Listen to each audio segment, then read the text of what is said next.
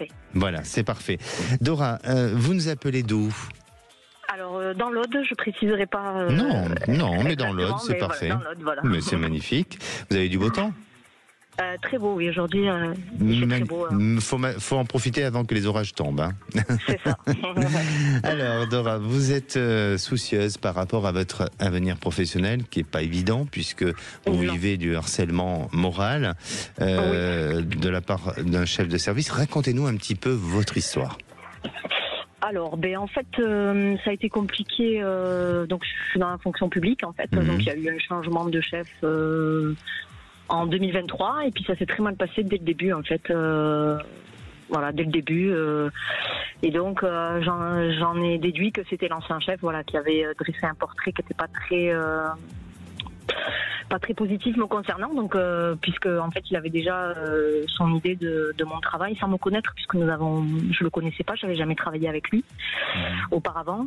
Donc depuis c'est très compliqué et très tendu. D'accord. Est-ce que, alors justement, on tombe bien parce qu'aujourd'hui on parle du moment présent. Est-ce que justement vous arrivez à être en connexion avec ce moment présent, ou est-ce que vous êtes peut-être trop sur des expériences de votre passé qui vous ont fragilisé et que vous n'arrivez pas à faire du lâcher prise avec, et vous n'arrivez pas à avancer sur votre moment présent et puis aussi à vous projeter sur le futur, ou est-ce que vous arrivez à gérer toutes les choses et tous les événements qui ont été vécus auparavant pour mieux les gérer dans ce moment présent ? Alors au début ça a été très compliqué parce que c'était la première fois que j'étais confrontée à la situation, donc j'étais pas du tout dans le moment présent. Je ressassais beaucoup et puis c'était compliqué parce que je savais pas comment réagir.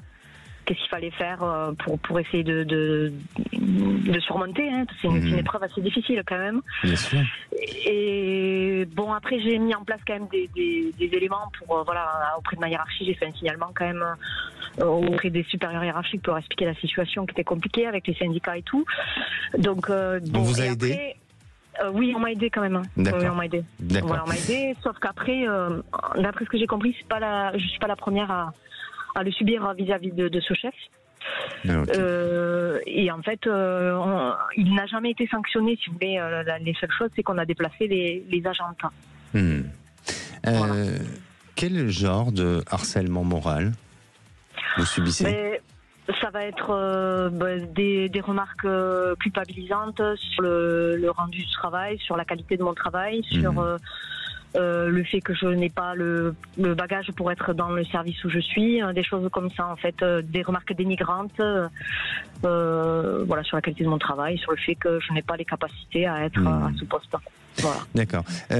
Alors, juste une question. Est-ce que ce chef de service a évolué au fil des années, et est-ce qu'il a eu un parcours sur lequel il a été peut-être aidé, appuyé, ou est-ce qu'il y a une influence qui lui a été favorable à un moment donné pour en arriver là où il est aujourd'hui ? Alors, non, c'était un concours, donc il l'a eu assez rapidement, mais après, visiblement, il a été empêché d'aller au-delà, d'après ce que j'ai entendu. Voilà. D'accord, ok, d'accord. Parce que pour moi, je vous parle de ça parce que je sens une frustration.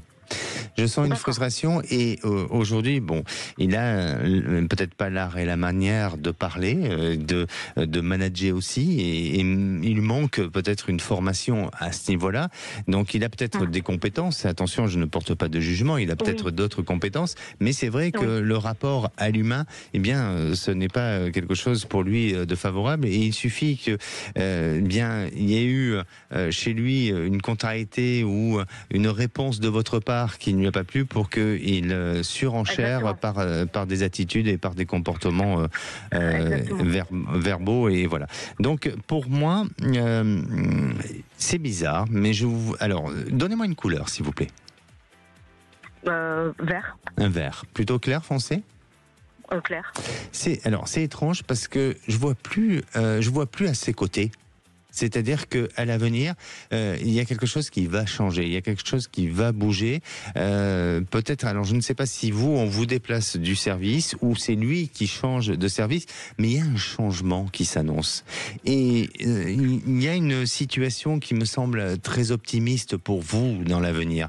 Donc je ne vois pas un ciel qui s'assombrit, mais je vois au contraire il y a une perception de votre futur professionnel qui semble être beaucoup plus apaisante, beaucoup plus sereine. Et de ce qui me semble apparaître, c'est que vous ne serez plus amené à travailler avec cette personne.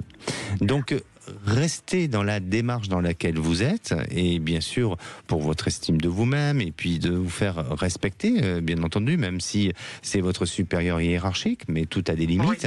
Oui, n'en faites pas un ennemi premier. Prenez du recul, laissez faire. Et par contre, allez, ou en tous les cas, mettez-vous en contact avec des personnes concernées qui peuvent vous permettre d'évoluer, ou tout simplement peut-être que lui est amené à avoir un changement. Alors en principe il doit partir, mais bon, c'est vrai que vu que ça m'est arrivé une première fois que l'ancien chef a parlé avec le nouveau et que ça a été en ma défaveur, alors des fois, parce qu'il y a des collègues qui sont au courant, qui me disent mais tu sais pas qui y aura. Alors c'est pour ça que j'ai eu des inquiétudes en me disant est-ce que ça peut encore arriver à nouveau ou, et il doit partir quand? L'année prochaine, mais je ne sais pas exactement. C'est officiel ou c'est officieux? Oui, c'est officiel. Oui, c'est officiel. Ah, bah alors d'accord. Bah alors très bien. Bah on est dans cette réalisation-là. Donc, à mon avis, oui, il faut patienter un petit peu. Je ne vois pas plus de complications, plus de difficultés. Prenez un peu sur vous. Soyez dans ce moment présent, savourez, essayez de reprendre contact avec votre respiration, même si par moments c'est difficile, et je comprends que ça peut être dur d'aller travailler avec la boule au ventre. Mais en attendant, pour moi, vous serez amené à avoir une nouvelle réalisation avec plus de sérénité et plus d'apaisement. D'accord. Merci à vous, Dora, et puis n'hésitez pas à nous tenir au courant. Merci. Merci.